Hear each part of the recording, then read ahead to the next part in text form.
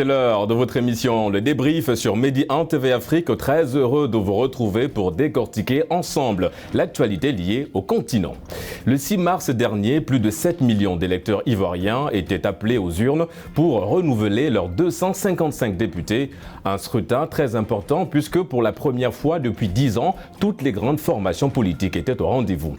Il s'agit des secondes élections législatives depuis le référendum constitutionnel ayant instauré la Troisième République en 2016. Le parti au pouvoir, le RHDP, conserve ainsi la majorité à l'Assemblée nationale selon les résultats provisoires de la commission électorale indépendante. Ces législatives marquent-elles le retour de l'opposition ivoirienne dans le jeu politique? Quels sont les grands défis qui attendent les nouveaux députés? Vous en saurez un peu plus en première partie d'émission.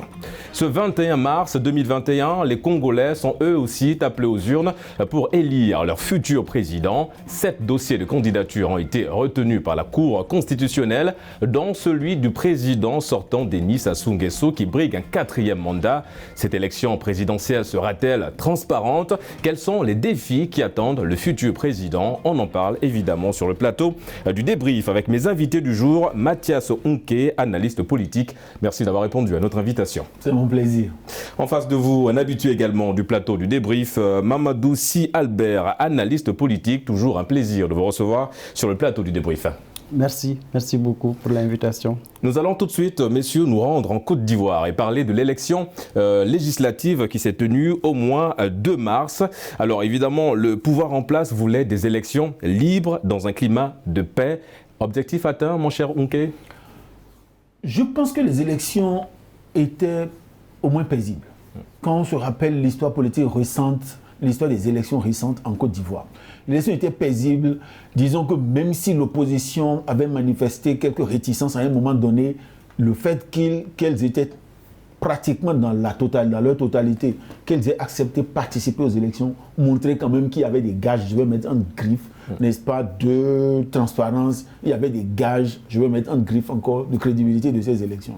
Et en parlant de crédibilité et de transparence, évidemment, lors de ces élections, nous allons, mon cher Albert, nous attarder évidemment sur un point souligné par notre ami Unke en parlant évidemment d'une élection qui s'est déroulée de façon pacifique. Cette victoire, c'est aussi celle de l'opposition?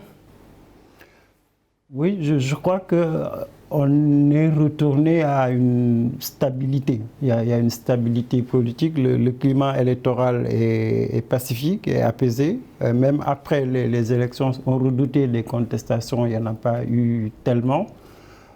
L'opposition a critiqué certains aspects du processus électoral, les décomptes des voix, l'organisation. Donc ça, c'est des questions d'ordre matériel. Et naturellement, le pouvoir doit tenir compte de ces observations qui ont été relayées aussi par les observateurs de l'étranger. Mais globalement, on peut dire que la Côte d'Ivoire revient à une situation normale. Le jeu est beaucoup plus ouvert quand on regarde que le parti du président de la République, le RHDP, a gagné, c'est vrai, ils ont la majorité absolue. Mais bon, il y a des ministres, on décompte déjà 8 ministres qui avaient compétit, qui n'ont pas gagné des élections. Donc il y a un recul du parti du président Ouattara. L'opposition se réorganise, mais elle n'a pas marqué quand même son objectif. Son territoire reste encore très limité. On aura justement le temps d'y revenir sur cette opposition qui est de retour au vu évidemment de certaines coalitions qui se sont formées durant ces élections législatives. On parle évidemment aussi de l'autre côté de l'international avec le président de la Commission de l'Union africaine, son Excellence Moussa Faki Mahamat, qui a déployé une mission d'observation électorale à l'occasion évidemment de ces élections législatives en Côte d'Ivoire. Était-elle nécessaire, mon cher Unke?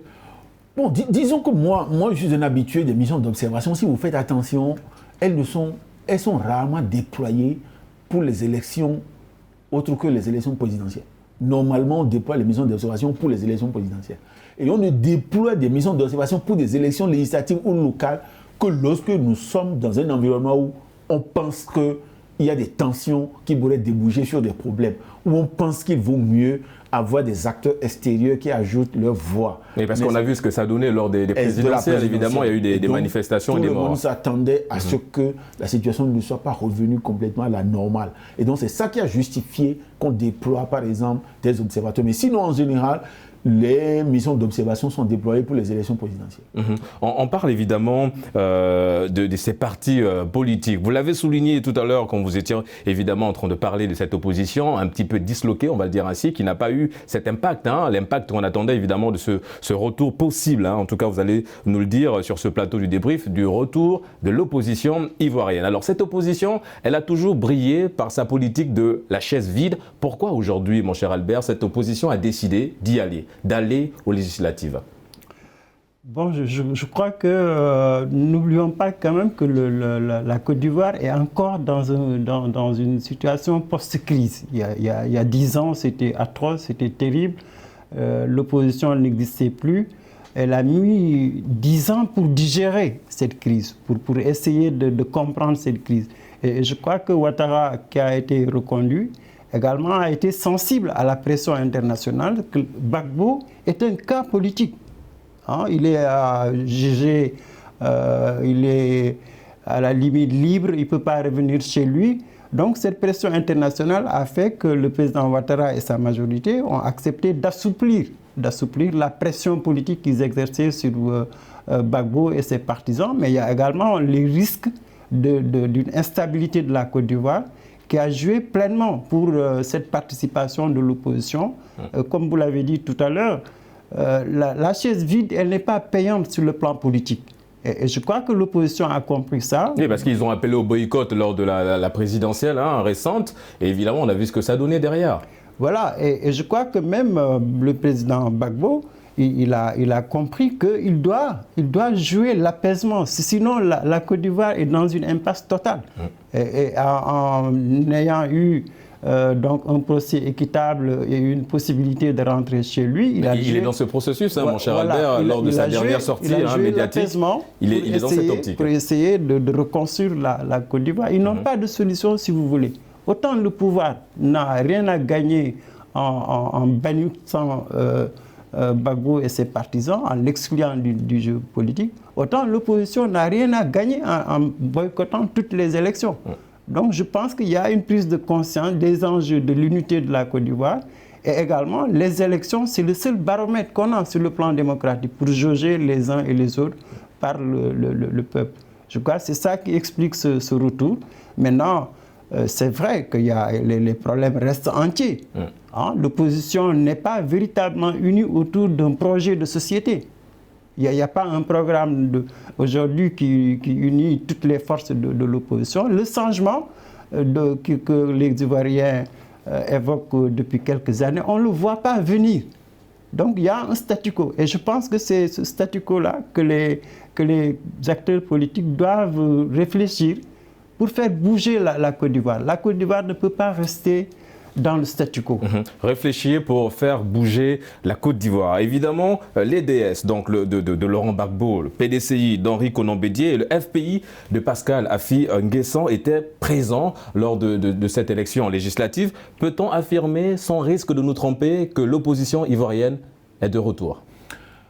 Je pense que l'opposition est de retour, mais je pense que cette opposition qui est de retour, selon les résultats qu'on a observés de ces élections législatives, cette opposition a besoin de se reconstruire, a besoin de recréer une nouvelle dynamique. Si elle veut rester en vie, elle veut survivre et continuer à jouer son rôle dans les élections et la démocratie. Mais ça passe par quoi, cette dynamique-là, mon cher? Avant cette dynamique, je vais vous dire que personnellement, on pensait que le jour où toute l'opposition accepterait de venir jouer le jeu démocratique, on verrait comme un engouement, n'est-ce pas, des citoyens ivoiriens autour des élections.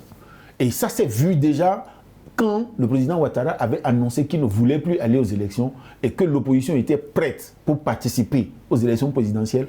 On a vu au niveau des inscriptions que, exceptionnellement, il y avait eu un bond de plus de 13 et 15% de nouveaux électeurs qui sont venus sur la liste. Donc on pensait que les citoyens venaient maintenant parce que toute l'opposition participait aux élections. Mais j'ai été surpris de voir à l'issue des législatives que le taux de participation est quasiment le même que le taux de participation pour les autres élections. On est à 37%. Exactement. Même au moment où, par exemple, le FPI et le Gbagbo boycottaient les élections. Comme si leur arrivée n'a pas créé autrement d'engouement au niveau des citoyens. On parlait de l'impact. Albert parlait justement de l'impact de cette opposition. De mon point de vue, ça veut dire que cette opposition a besoin de se reconstruire et de se reconnecter avec les citoyens. Sinon, je crains que les élections suivantes leur réservent des surprises désagréables. Et donc vous pensez que le discours de l'opposition n'est plus audible aujourd'hui auprès de la population? Disons que peut-être que les législatives qui sont venues dans la foulée de la présidentielle, et vous rappelez, lors des présidentielles, les propos qu'ils ont tenus, les postures qu'ils ont adoptées, peut-être que les confusions n'ont pas été complètement clarifiées au niveau des citoyens et qui n'ont pas vu, par exemple, pourquoi est-ce qu'on était allé jusqu'au... Comment ils appelaient ça? La création de pratiquement un gouvernement parallèle, etc. L'arrestation de beaucoup de gens. Pour 2 ou 3 mois après dire on va encore aux élections, peut-être que les citoyens n'ont pas vraiment compris. Mais ces législatives n'ont pas montré qu'il y avait toujours une connexion solide entre l'opposition et les citoyens. Parlons de cette opposition, Albert. Alors, l'opposition ivoirienne divisée, Unke l'a souligné tout à l'heure, pendant que de l'autre côté, l'opposition se félicite de la bonne tenue de ces élections législatives. De l'autre côté, l'opposition crie au complot. Comment expliquer ce dispersement de l'opposition ivoirienne? Unke parlait aujourd'hui de solidifier cette opposition. Possible? Si oui, comment? Je crois qu'il y a un problème de confiance. Il y a autant les acteurs politiques et l'opinion adhèrent à l'apaisement, autant les électeurs s'interrogent sur ce processus-là. Comme vous l'avez dit, la présidentielle, la candidature même de Ouattara était remise en cause. Elle n'a pas été acceptée. L'opinion n'a pas accepté cette candidature de trop. Elle a été négociée par Ouattara. Il a réussi à se représenter et à gagner. Et je crois que la déception de l'opinion, elle existe encore. Les Ivoiriens sont déçus par ce jeu de ping-pong entre le président, les institutions, le maintien du pouvoir. Et c'est ce qui explique aujourd'hui que cette opposition n'est plus derrière l'opposition. Mais l'opposition a un problème de confiance également. Les Ivoiriens n'ont pas confiance à cette opposition éclatée. Comme on le voit partout à travers l'Afrique, les Africains se rendent compte que les institutions sont là pour les chefs de parti, pour les partis. L'institution n'est pas au service des intérêts des populations. Et je crois que ça, c'est un phénomène global qu'on retrouve un peu partout, c'est vrai, à travers le monde, mais particulièrement en Afrique. Si vous regardez même les postures ethniques, les postures religieuses, mais ça joue sur la conscience des citoyens. Et la jeunesse, particulièrement la jeunesse africaine, elle ne se retrouve plus dans ce jeu politicien-là. Donc l'abstention... Elle a besoin d'un nouveau discours, cette jeunesse? Elle a besoin du renouvellement du personnel d'abord, le personnel politique. Si vous regardez, il n'y a pas eu de renouvellement. Mais on a besoin aussi du renouvellement du discours. Parce que jusqu'à présent, on reste dans les héritages de Houphouët-Boigny. On ne voit pas une autre perspective autre que l'option de Houphouët, l'option néolibérale. Il n'y a pas une troisième voie qui émerge. Et ces jeunes-là, ces nouveaux électeurs, ils ont besoin d'un nouveau discours. Et je crois que l'opposition n'arrive pas encore à proposer ce nouveau discours à cette jeunesse, évidemment. Aussi, je voulais rajouter la crise. On ne voit pas de perspective post-crise. Dans l'imaginaire des Ivoiriens, comme des Africains de manière générale, la Côte d'Ivoire est encore dans la crise. On ne sort pas de la crise. Et je crois que dans l'imaginaire, il faut que les partis politiques, quand même, aillent plus en profondeur, qu'ils essayent de proposer quelque chose d'autre qui puisse réconcilier l'Assemblée avec son peuple. Oui, parce qu'aujourd'hui, on parle d'une Côte d'Ivoire unie et indivisible. Alors, on parle évidemment, Unke, je reviens à toi, tu parlais tout à l'heure justement de créer un link entre opposants, pour avoir une opposition solide en Côte d'Ivoire. En parlant de cette alliance, il y a évidemment une qui s'est créée lors de cette élection législative, une alliance entre les 2 anciens présidents ivoiriens, Laurent Gbagbo et Henri Konan Bédié. Quelle analyse faites-vous de ce rapprochement ?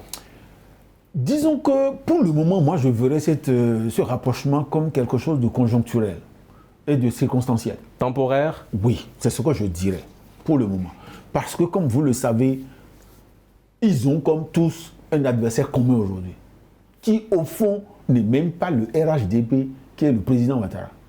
À mon humble avis, le jour où on n'a plus de clarté sur la dynamique politique personnelle du président Ouattara, il est possible que cette alliance ne tienne plus. Parce que dans les deux groupes, vous avez des gens qui estiment qu'ils sont capables d'assurer la relève. Vous allez au PDCI aujourd'hui, vous avez 2-3 personnes qui sont capables d'assurer la relève. Vous arrivez au FPI, El Gbagbo aujourd'hui, vous avez. Mais pourquoi aujourd'hui cette alliance créée entre ces deux présidents, Laurent Gbagbo et Henri Konan Bédié, n'a-t-elle pas marché? Quand on se rappelle en 2016 que le président, son excellence Alassane Ouattara, avait justement créé une alliance avec Henri Konan Bédié et qui avait raflé les sièges à l'Assemblée nationale, pourquoi aujourd'hui ça n'a pas marché? C'est ça ce que je dis, que cette opposition doit s'interroger, parce qu'entre-temps, il y a eu peut-être un effritement dans ces liens avec les électeurs dont cette opposition ne s'est pas rendue compte.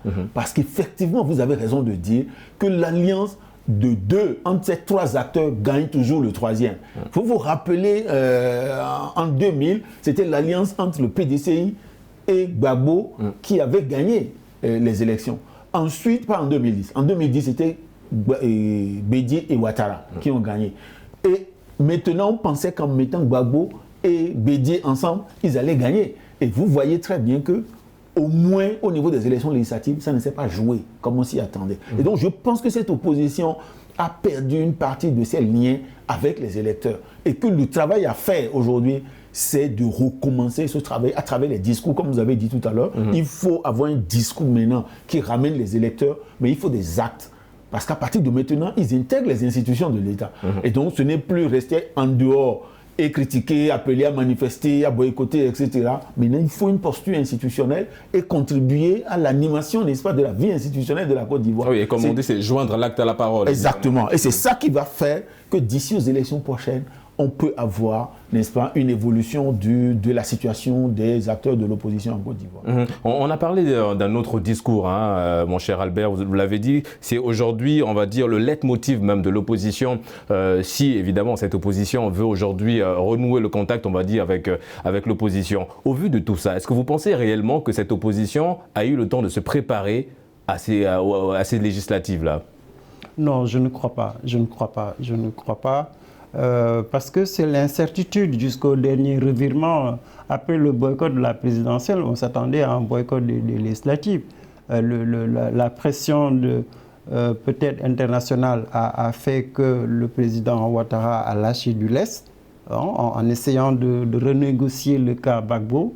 L'annonce du retour de Gbagbo a décrispé la situation sociale, mais l'opposition n'a pas eu le temps de préparer vraiment les législatives. Et à la limite, si vous voulez, les partis politiques accordent moins d'importance aux législatives qu'à la présidentielle.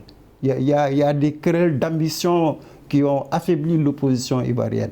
Et je crois que c'est cette querelle d'ambition, le fait qu'on n'accorde pas beaucoup d'importance aux législatives. Est-ce que ce n'est pas une grande erreur de la part de l'opposition ivoirienne? Le partage de pouvoir, ça existe, on l'a vu au Congo.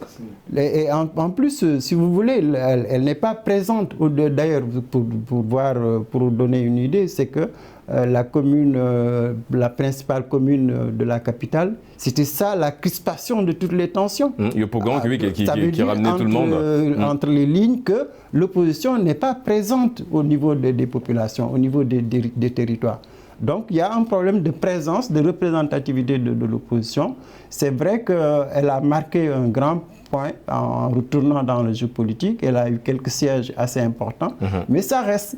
Par rapport à l'ambition d'une opposition qui veut véritablement prendre le pouvoir, les législatives étaient une occasion inouïe pour mesurer l'unité de l'opposition et ses capacités à déstabiliser la gouvernance de Ouattara. Bon, le constat, je crois, il est là, c'est Ouattara qui demeure le maître du jeu. Et on va parler justement du président ivoirien et son parti politique, le RHDP, qui maintient, comme je l'ai souligné dans mon introduction, sa majorité à l'Assemblée nationale, selon évidemment les résultats provisoires proclamés. Alors, est-ce que aujourd'hui, au vu de cette victoire du RHDP à l'Assemblée nationale, est-ce qu'on peut affirmer que les feux sont au vert pour le président Alassane Ouattara dans le sens de mettre en place des projets pour une Côte d'Ivoire émergente? Non, disons que rien n'empêchera le président Ouattara de continuer la gestion du pays comme il le faisait avant. Et donc, de mon point de vue, sa difficulté ne viendra pas de là. Mais comment rentabiliser cette victoire? Cette victoire va lui poser d'abord un problème politique. Sur quel plan? Sur la question de sa succession et sur le maintien de la stabilité de sa coalition du RHDP. Et je pense que ça, c'est le problème qu'il a. N'ayant pas réussi à passer la main, le président Ouattara se retrouve aujourd'hui à gérer la question de la succession, la question de positionnement des gens au sein de son groupe. Exactement. Parce qu'il comptait beaucoup sur Ahmed Bakayoko, décédé évidemment, paix à son âme, et on présente nos condoléances aux Ivoiriens. Je pense que le président Ouattara revient, son problème sera beaucoup plus d'autres politiques, mais d'autres politiques au sein de sa coalition qu'avec l'opposition. Comme on a vu, l'opposition a besoin de temps pour se réorganiser. Mais je crois que le vrai problème politique du président Ouattara se fera au sein de son groupe. Réorganiser son groupe, comment réorganiser et garantir la stabilité de son groupe. Parce que là où il est maintenant, je l'imagine en train de former un gouvernement, je l'imagine en train de choisir un vice-président, je l'imagine en train de choisir un premier ministre. Ouais, c'est autant évidemment de pression. Qui peuvent créer, n'est-ce pas, que déstabiliser son groupe. Donc, parlons de ces députés, Albert. Alors évidemment, on l'a dit, les élections provisoires, enfin les résultats provisoires, ont été annoncés. Est-ce qu'aujourd'hui, ces députés, on va dire, sont conscients des défis qui les attendent derrière? Quels sont déjà ces défis pour les nouveaux députés? Oui, je crois que la classe politique de manière générale, au niveau de la Côte d'Ivoire, il y a un consensus qu'il faut nécessairement l'unité. Il faut l'unité nationale, mais également il faut désormais avoir des consensus par rapport aux élections, que ce soit les législatives l'ont montré, la prochaine présidentielle et les autres échéances qui arrivent. Il faut que la Côte d'Ivoire arrive à se stabiliser. Maintenant, je crois que le gros problème, c'est le même problème qu'on a partout en Afrique. L'Assemblée nationale ne joue pas véritablement son rôle. Aujourd'hui, l'Assemblée nationale de la Côte d'Ivoire devrait quand même ouvrir un nouveau chantier. Le retour de l'opposition devrait se traduire par une mutation de l'Assemblée nationale. Est-ce que l'Assemblée nationale va jouer son véritable rôle en tant que pouvoir législatif? Est-ce qu'il va faire pression sur l'exécutif pour que la Côte d'Ivoire ait une justice indépendante? Est-ce qu'elle va mettre des pressions pour que les grandes questions sociales soient prises en charge, notamment les questions des minorités, les questions des jeunes? Donc ça suppose que si elle veut jouer véritablement son rôle de contre-pouvoir, il faudrait que l'Assemblée assume sa responsabilité. Et je crois que, comme il le disait tout à l'heure, qui va être le chef de cette Assemblée? Il faut trouver quelqu'un capable de porter ce projet législatif-là, ce pouvoir de l'Assemblée-là. Il faut qu'il soit incarné par une personnalité forte, capable de travailler en intelligence avec le président de la République, avec l'opposition et avec l'opinion. Je crois que la crise ivoirienne est très sérieuse. L'Assemblée a sa place. Elle peut participer à redonner du sens à la politique, redonner du sens aux institutions. Et c'est tout à fait, c'est important ce que vous dites, parce que justement le président Alassane Ouattara est dans un processus, il a lancé évidemment ce processus de paix et de réconciliation, et je pense que, comme vous l'avez souligné, si l'Assemblée nationale apporte sa pierre à l'édifice, je pense qu'évidemment on aura, comme on l'a souligné sur ce plateau, une Côte d'Ivoire unie, évidemment indivisible. On va parler, puisque nous sommes dans le mois de mars, on va parler de la femme. Alors, une loi adoptée en 2019, mon cher Unke, impose aux partis politiques de présenter 30% des femmes aux élections législatives, mais le compte n'y est pas. Pourquoi? Parce que d'abord, quand vous regardez, dans tous nos pays, on a adopté les politiques de quotas. Donc vous avez ça au Mali, ça n'a pas été respecté. Vous avez ça, je crois, au Niger. Vous avez ça ici au Sénégal aussi. Au Sénégal, je pense plutôt qu'ils ont respecté. Bon, dans la plupart des pays, les gens ne respectent pas ça. Ça, c'est la première chose. La deuxième, donc, il n'y a pas de mesure pour obliger les partis politiques à respecter ces critères de quotas. Ou alors, le mode de quota qui est adopté permet aux partis politiques de faire semblant de respecter sans véritablement respecter. Parce qu'on peut s'assurer que sur les listes, vous avez des femmes à 30%, mais après les élections, elles ne sont pas à 30%. Parce que un grand défi pour le président Ouattara qui place la femme au centre même des décisions importantes. Je pense parce qu'il y a des modèles qui existent, que ce soit ici en Afrique, même en Afrique de l'Ouest ou ailleurs, où on s'assure que les femmes ne sont pas seulement placées sur les listes dans un quota donné, mais qu'on s'assure qu'elles sont vraiment représentées dans ce même quota au niveau de l'Assemblée nationale. Et donc je pense qu'il y a des modèles qui peuvent être regardés en Afrique ici ou ailleurs pour essayer de garantir, n'est-ce pas, cette représentativité des femmes. Et aller au-delà des 30%. Je ne sais pas pourquoi un pays comme la Côte d'Ivoire, pourquoi on se limite à 30%. Et justement, aller au-delà de 30%, mon cher Albert. Alors, les femmes occupent à peine 30 de 256 sièges que compte l'hémicycle ivoirien, un pourcentage de 11%, ce qui place la Côte d'Ivoire derrière le Togo, 19%, le Ghana, 13% et le Sénégal, 43%. Selon vous, comment, évidemment, renverser la donne ? Bon, ce n'est pas une question simple, hein, parce que c'est notre conception de la politique. La politique telle que nous l'avons héritée depuis les années 60 jusqu'à maintenant, c'est l'homme qui fait la politique. Hein, c'est l'homme qui gère la société, c'est lui le responsable de la société. Cette culture-là, elle est encore là, malgré les efforts que les pouvoirs publics font, malgré également les invites des institutions internationales. Le blocage, il est culturel, il est d'ordre culturel. Et je crois que l'Assemblée doit jouer ce rôle-là. L'éveil des consciences peut passer par des lois. Et en parlant de loi, mon cher Albert, on en parle en deuxième partie d'émission. On marque une courte pause, on se retrouve dans une poignée de minutes. A tout de suite sur Médian TV Afrique.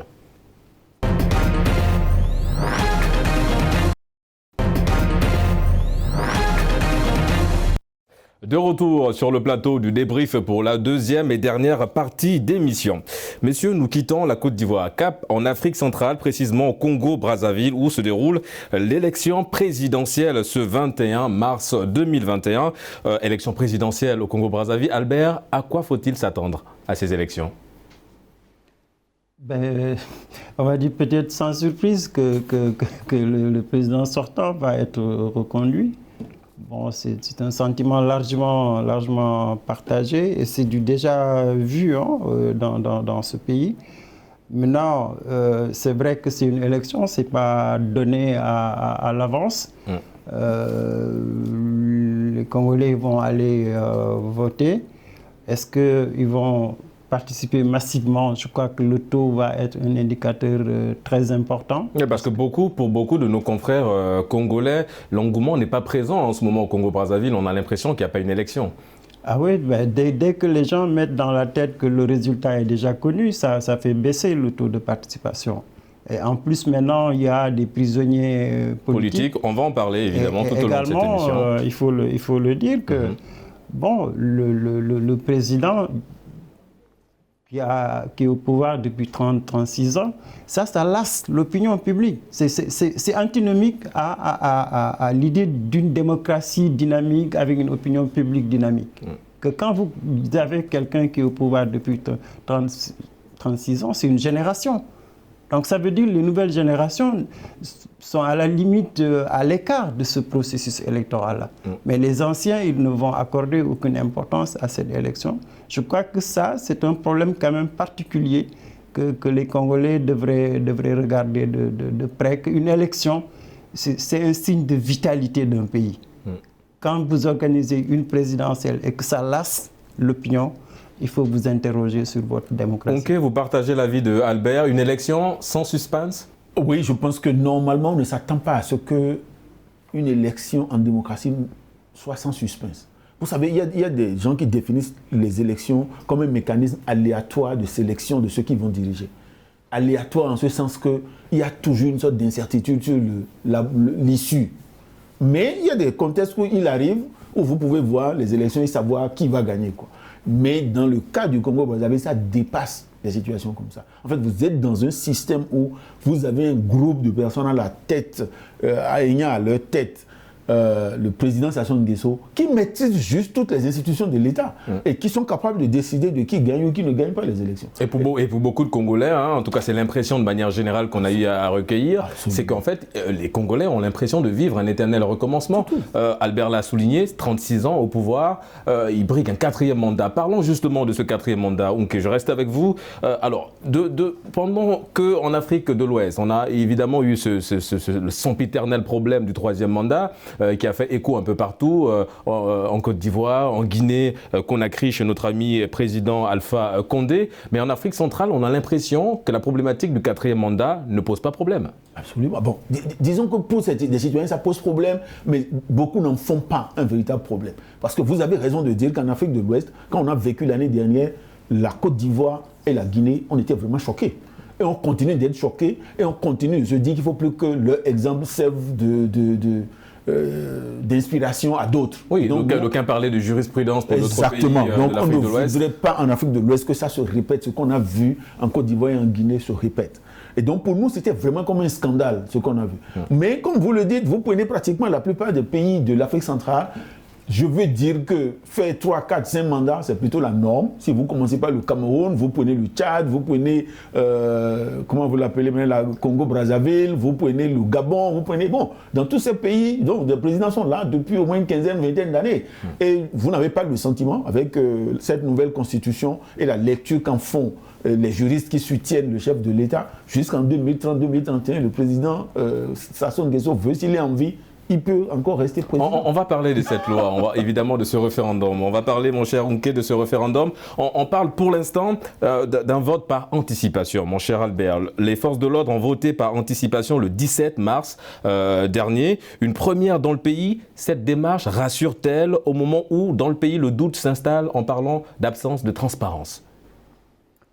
Non, je crois que bon, c'est un signe démocratique qu'on permet aux forces de sécurité de participer aux jeux politiques. C'est important que les forces de sécurité et de défense participent à la vie politique, qu'elles ne regardent pas de loin les institutions. Les institutions sont aussi bien pour les civils que pour les militaires. Mais pourquoi un vote par anticipation? Pourquoi maintenant? Maintenant, oui, ça dit que, si vous voulez, le contexte du Congo, c'est pas pour rien qu'on parle d'un empereur. L'idée d'empereur, ça veut dire que le président sortant, il a la main sur toutes les institutions. Et c'est un ancien militaire, c'est quelqu'un qui utilise la violence. Donc les militaires, même s'ils votent, c'est difficile de percevoir un éveil démocratique. Je ne crois pas qu'ils puissent voter parce qu'il y a une conscience citoyenne au niveau des forces de sécurité, qu'ils vont participer aux jeux démocratiques. Bon, la Cour constitutionnelle a rassuré par rapport à ça que si les forces de l'ordre votent par anticipation, c'est pour justement ce dimanche procéder à sécuriser évidemment les bureaux de vote. C'est ça en réalité l'objectif. Mais l'inquiétude est toujours là, oui, allez-y mon cher Unke. Disons que dans un processus électoral, on aménage des dérogations aux acteurs selon le rôle que ces acteurs jouent dans le processus. Donc c'est par exemple si vous avez le sentiment que les forces de sécurité et de défense doivent assurer la sécurité et ont besoin d'être mobilisées, vous pouvez leur permettre de voter avant. Mais la question que les Congolais se posent, oui, allez-y mon cher Unke. Par exemple, vous savez que le jour des élections, on permet aux observateurs locaux de voter quel que soit là où ils sont. C'est-à-dire qu'on leur permet de voter là où ils sont déployés pour observer. Donc ils ne sont pas obligés de voter là où on a mis leur nom au départ. On permet aux reporters, par exemple, selon les pays aussi, s'ils sont en train de faire la couverture médiatique d'eux. Donc, c'est des aménagements qu'on apporte. Le deuxième élément qu'il faut regarder, c'est leur nombre. Est-ce que vous pensez que quand vous regardez, par exemple, l'enjeu électoral au Congo-Brazzaville aujourd'hui, les militaires sont en nombre suffisant pour constituer un déterminant important? C'est-à-dire que si on devait tricher, on devait les utiliser pour tricher, je veux dire.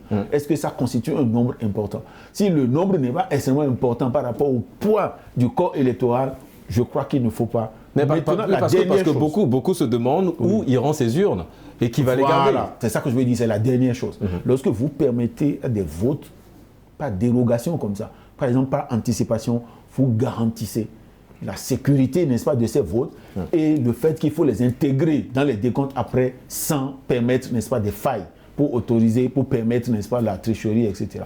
Donc je pense que ce qu'on a à faire Ce n'est pas que la Cour constitutionnelle dise, par exemple, voilà pourquoi ils sont en train de le faire, mais à montrer de façon transparente comment on fait pour sécuriser ces votes, pour qu'elles n'occasionnent pas, elles ne créent pas des occasions de fraude. Et sinon, normalement, ce n'est pas un problème. Mais justement, parce qu'ils sont dans cette politique de rassurer les Congolais par rapport à ce vote par anticipation. On parle toujours de cette élection présidentielle au Congo. Alors, l'UPA, donc l'Union panafricaine pour la démocratie sociale, conduite par Pascal Tati Mabiala, la seule formation d'opposition à disposer actuellement d'un groupe parlementaire à l'Assemblée nationale, a décidé de boycotter dès l'entame évidemment de ces élections présidentielles, de boycotter donc cette joute électorale. Quel est le message que ce parti politique veut envoyer, mon cher Albert?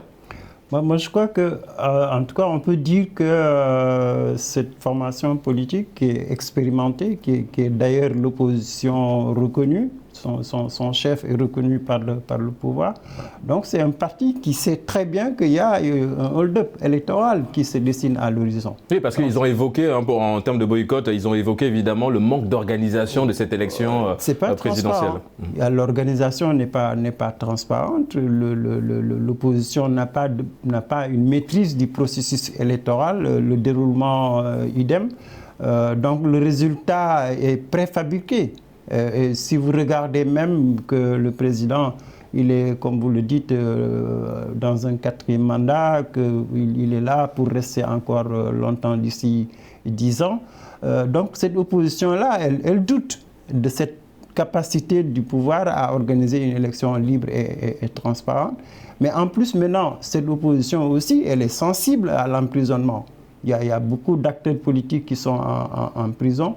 Si vous voulez, c'est bien de parler d'une élection présidentielle à l'échelle de l'Afrique, mais les conditions d'organisation de cette élection avec un président qui a déjà fait 36 ans, mais ça rend sceptique un acteur politique. Personne ne voit comment le président sortant peut perdre. Il n'y a pas de suspense à la limite. Donc, il vaut mieux ne pas se salir les mains que de participer à une mascarade électorale. Et je crois que le président Denis aussi, quand même, doit ouvrir les yeux.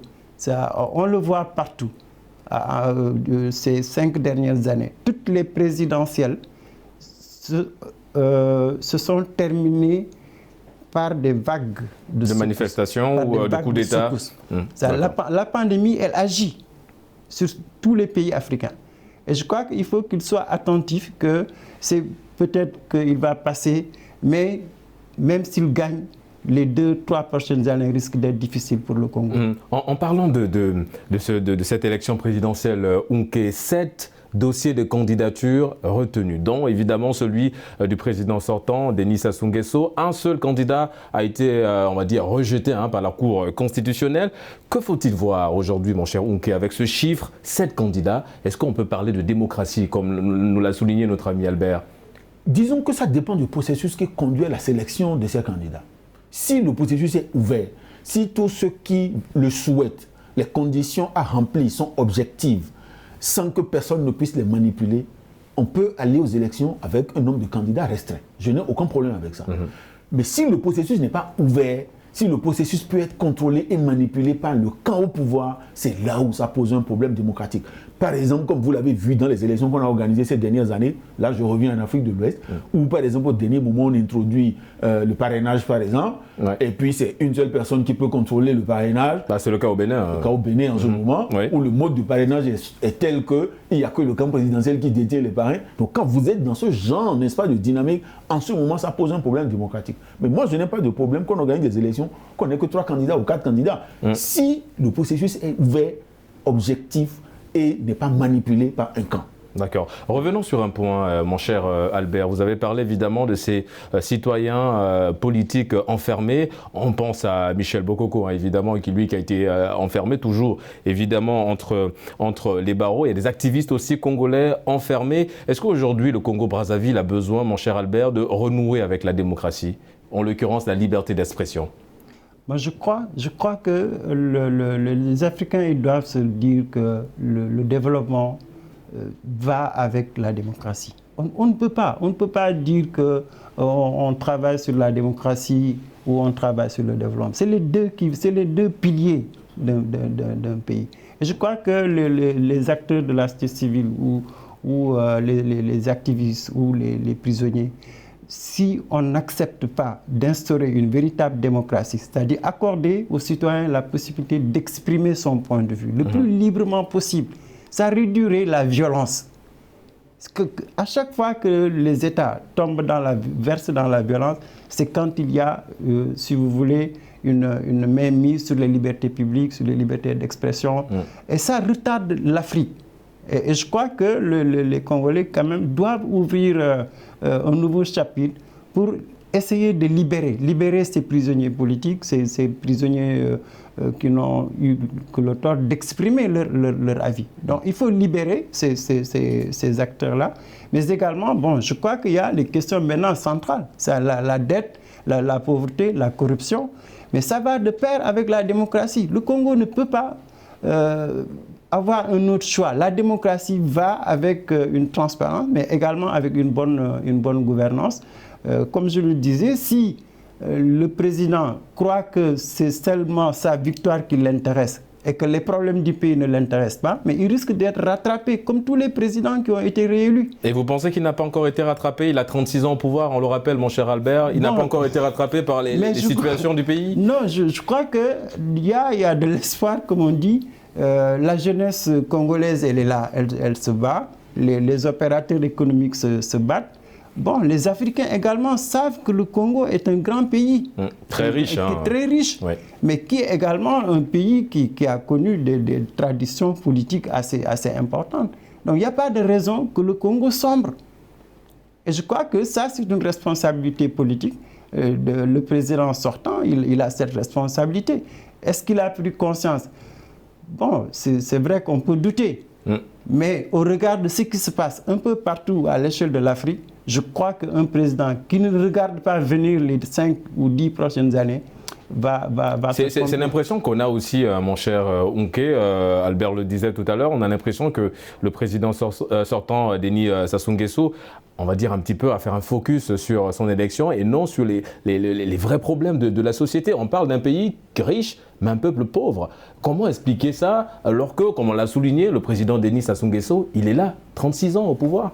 Parce que le mécanisme qui permet de confisquer le pouvoir, surtout le pouvoir à ce niveau, est un mécanisme qui favorise la mauvaise gestion, c'est un mécanisme qui restreint les libertés des gens, parce que vous ne pouvez pas vous maintenir à ce niveau pendant aussi longtemps.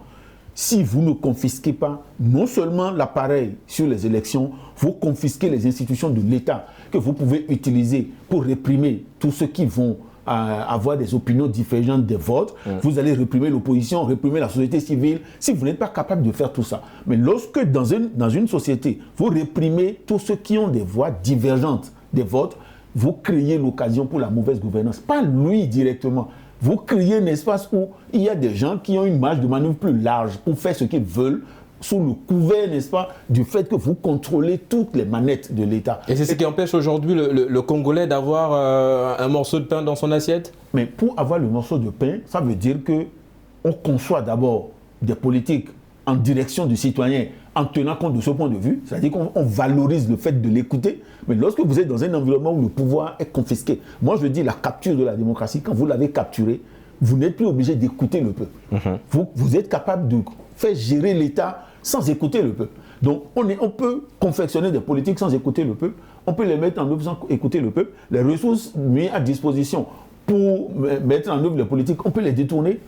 Vous n'avez rien à craindre lorsque vous avez tout avec vous. Revenons aux enjeux, mon cher Unke, de cette élection présidentielle au Congo. Alors évidemment, on l'a dit, l'enjeu c'était sur le plan sécuritaire que tout se passe bien évidemment au Congo pour ne pas assister à certaines manifestations qu'on voit un peu partout en Afrique et qui ne redonnent pas évidemment ces lettres de noblesse à ce magnifique continent qui est le nôtre.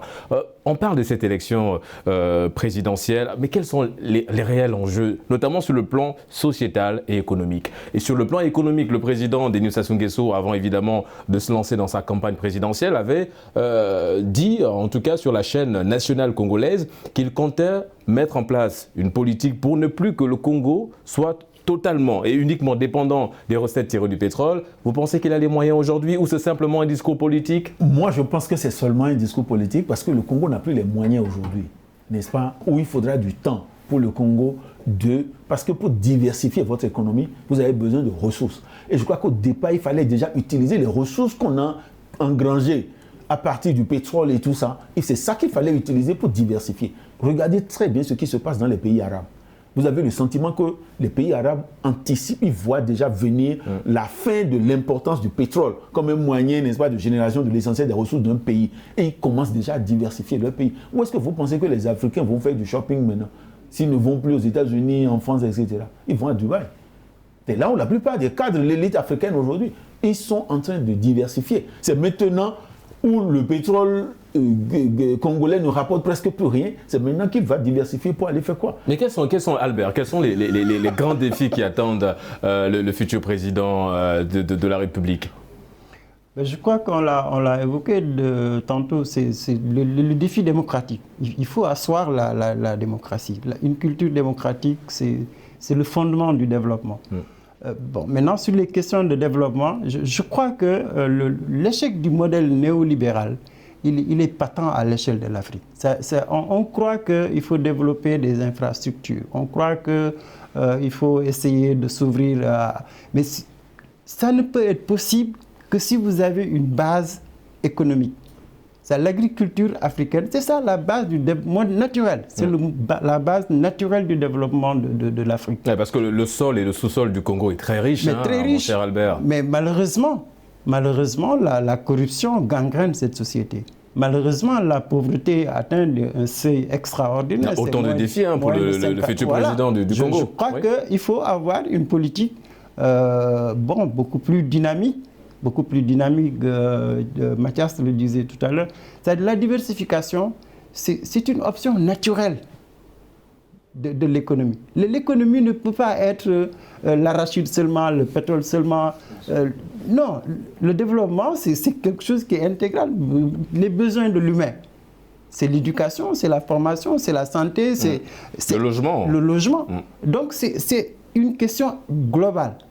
Il faut qu'on ait un modèle cohérent avec notre société. Et on espère tous que c'est vrai que la paix est un enjeu énorme pour le Congo, mais les questions de développement, c'est l'enjeu central pour le futur président. Oui, parce qu'on parle évidemment comme enjeu aussi, le taux de chômage qui a augmenté au Congo, évidemment avec cette crise sanitaire qui a un petit peu paralysé plusieurs pays sur le continent et même en Europe. Mathias, est-ce qu'aujourd'hui, cette opposition, on a parlé de 7 candidats, 6 au total, qui vont faire front au président sortant, Denis Sassou Nguesso. Vous pensez qu'aujourd'hui, l'alternance, même si au début de cette évidemment émission, vous l'avez souligné, l'alternance au Congo, est-ce qu'aujourd'hui c'est possible? Je ne dirais pas pour les élections qui viennent, non, ce n'est pas possible. À venir, c'est possible? C'est possible.